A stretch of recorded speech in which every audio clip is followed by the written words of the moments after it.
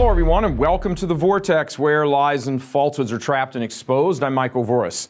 We are a little over a year away from the 500th anniversary of one of the saddest days in Christian history, the revolt of those who would eventually come to be known as Protestants, those who protest against the Catholic Church. In fact, the term Protestant is best understood as protestant, one who protests.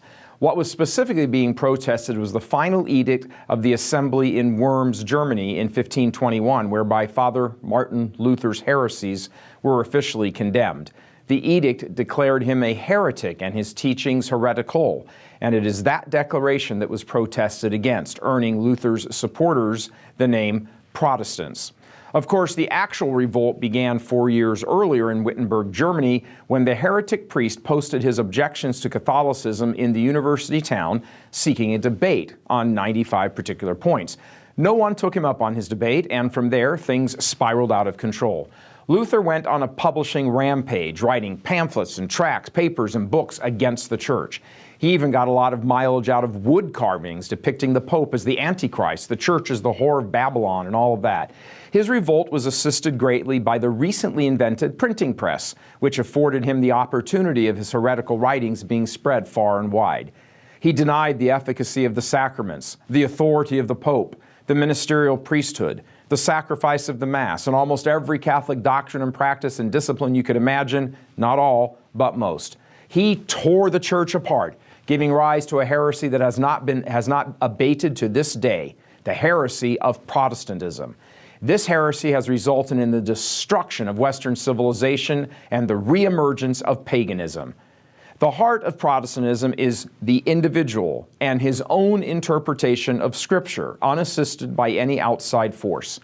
Protestantism may say that it follows Scripture, but the question has always lingered, left unanswered, because there is no answer: who interprets the Scripture? Intellectually insufficient answers have been offered, like Scripture interprets itself. Being frank, that's just stupid. No book interprets itself. How is that even possible? And more to the point, even if that impossibility were possible, who would confirm it? There are tens of thousands of Protestant denominations today because they each interpret self-interpreting Scripture differently.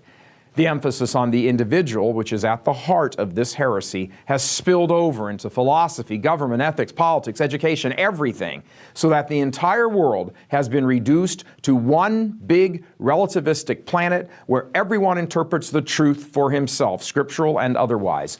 All this put into motion on October 31st, 1517. There are various folks in the Catholic Church these days who are excitedly looking forward to celebrating this day, commemorating it with niceties and parties and all that stuff. This is a day of mourning, a day when Christendom was ripped from its 1,500-year history and betrayed by a cleric. Imagine that.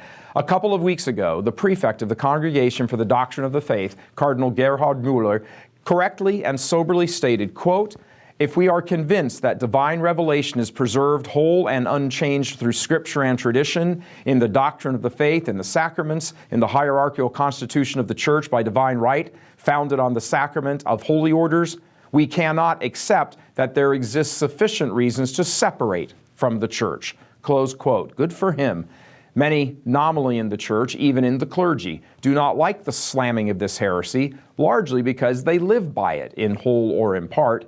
He directly called out the watering down of the faith by these kinds of people trying to achieve a phony ecumenism. Quote, "In this sense, a Protestantization of the Catholic Church on the basis of a secular vision without reference to transcendence not only cannot reconcile us with the Protestants, but also cannot allow an encounter with the mystery of Christ." Close quote. In short, Catholics becoming more like Protestants is fruitless, which of course stands to reason.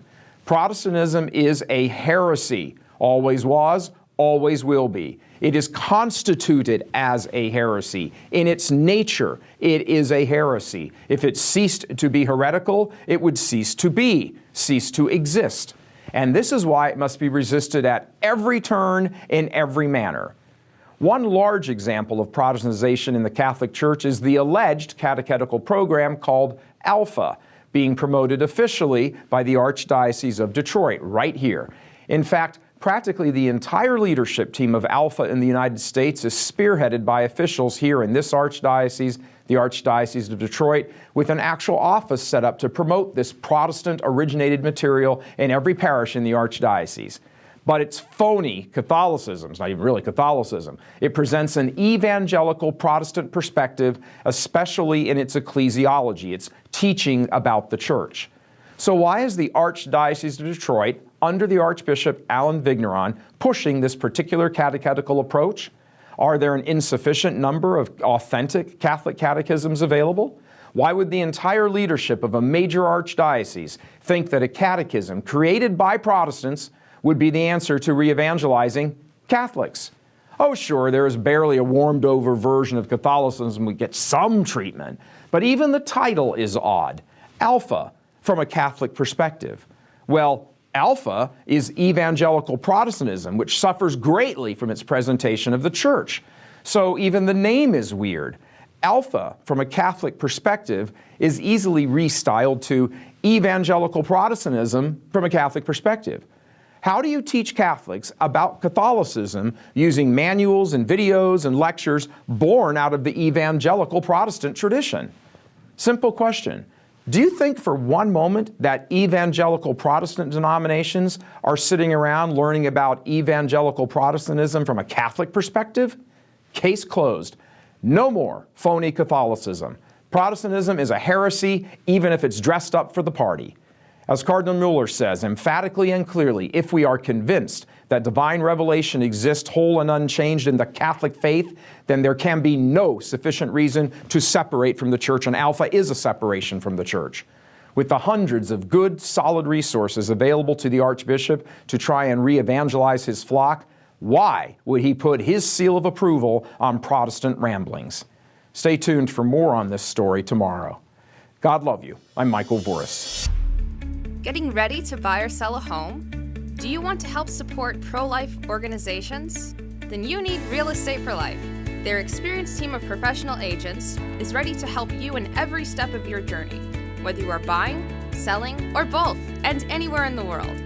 On top of that, what makes Real Estate for Life so great is that with every property bought or sold through one of their agents, an average of $1,000 and sometimes much more is donated to support the culture of life. Get a top-notch real estate agent and support pro-life causes at the same time. Don't wait any longer. Go to realestateforlife.org to learn more.